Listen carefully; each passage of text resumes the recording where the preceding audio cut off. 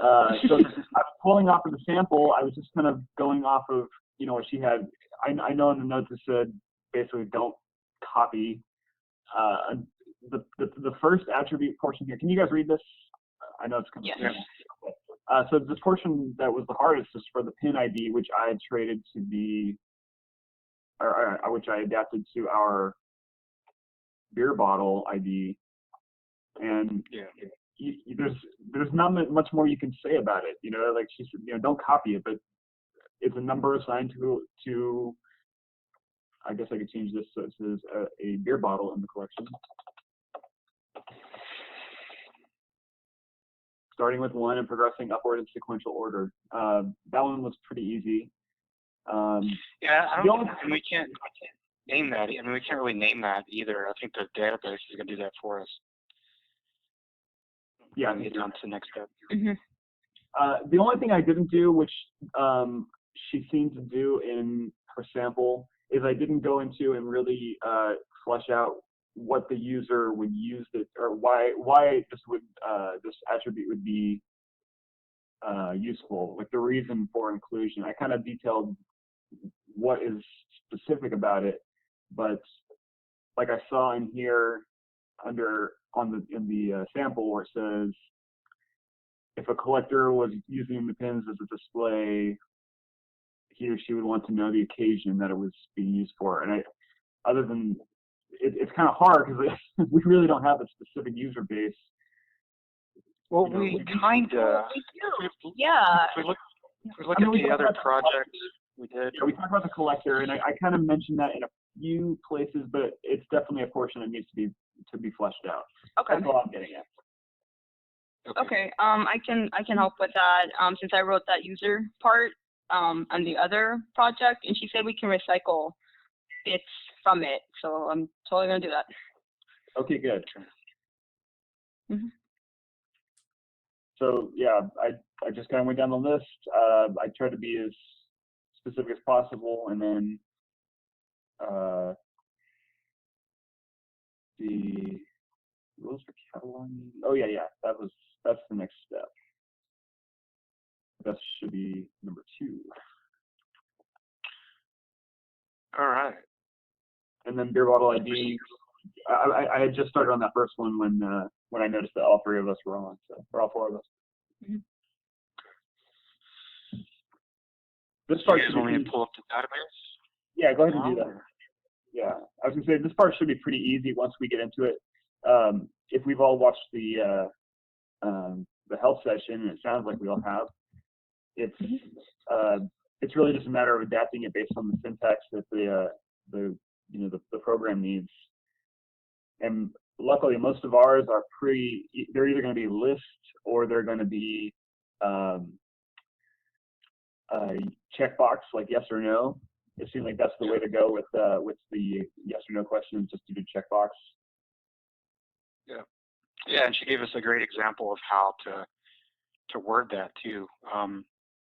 She was saying yes, like we would type in, for example, in the description, yes or no can have check, or we would say the data type is text for a validation list containing yes or no, numeric for checkbox.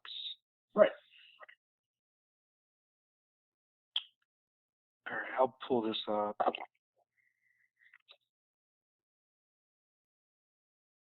And do you want me to take over the application sharing now, or?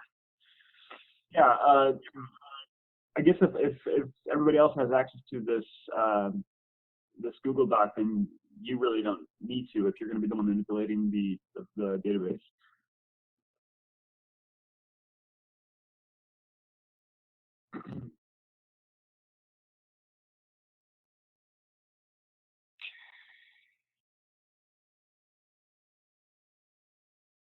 Stephanie, how are you doing? Are you following us at least?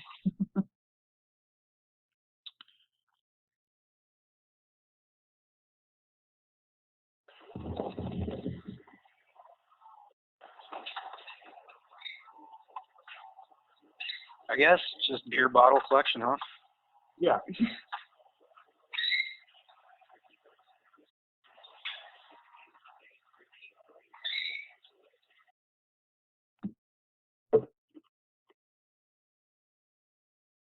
Okay, insert field. Field name, what's the first one? The first one is, it's the beer bottle ID. I don't know if that one gets included in the first field though. Isn't that automatic? I think you're right. I think it is automatic. So if that's true, then it's going to be body style. Do I have to do underscore here too? I believe you have to throw out. Why is that? They don't like spaces. Really? Wow. The reason why is because when you export it, because of the different ways you can export it, if you put a space in it, it can be delimited as something differently. Okay. Thanks. So body style would be number 1 for text box. Yes. What is the maximum character length? We'll just stick with 20, I guess, right? Mm-hmm. Yeah, that should be plenty. Data type. Text. Text. Yep. Is this a required field? No, this part I was kind of confused on. I don't know what it means to be a required field. I must have missed that portion. Because there were some of them she was doing, like when she was, especially on the second one, she was kind of clicking them. You know, certain ones were yes, certain ones were no, but she wasn't explaining what she was doing. Like, you know, like, okay, main color, required field, no. It's a unicorn. Yes, this is a required field. I couldn't really distinguish why or not. Because some were required and some weren't, but I didn't see why some were and some weren't. Is this field, the way I'm kind of interpreting it, is this field required in order for the user to find the object? Ah, okay. So, I mean, I guess. I don't know if I'm correct. But... Okay, does it have to be? I see. Or is it for the cataloging rules too? It's also required on their end. That's how I interpreted it. I'm thinking like when you actually go to a library and you know, you're trying to filter, like, I want a book, it's going to be a juvenile, it's going to be fiction, it's going to be between this year and this year, and if you leave out the year, then it's not going to work.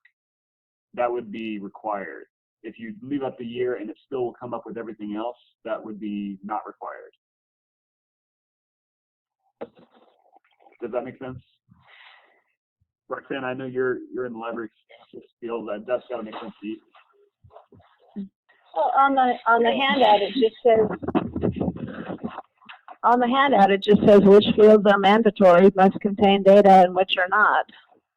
So that's all. I mean, it's just mandatory, must contain data.